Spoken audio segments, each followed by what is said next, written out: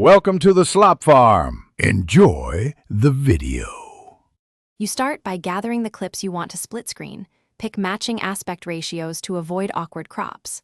Once done, open Instagram Reels or your chosen editor and import both clips into a new project. This speeds workflow.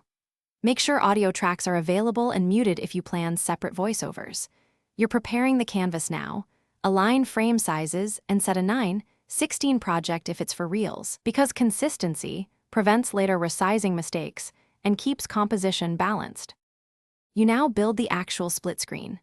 Add each clip to its own video track, then use transform controls to scale and move them into left-right or top-bottom positions. Guides or grid lines help you center each subject. Once positioned, apply a slight crop or mask to remove overlapping edges and add a 1:3px border to clarify separation.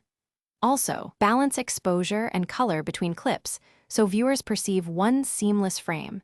This is why matching white balance matters. You finish by checking audio and exporting correctly. Choose whether to keep both audio tracks, mute one, or record a voiceover. Once done, preview on headphones to catch sync issues.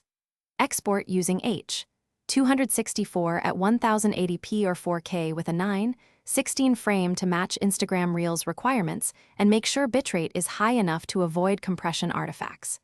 If anything goes wrong, playback jitter, wrong aspect, re-export with a fixed frame rate and reconfirm scale settings before posting. Thanks for watching. Consider subscribing if we helped you today.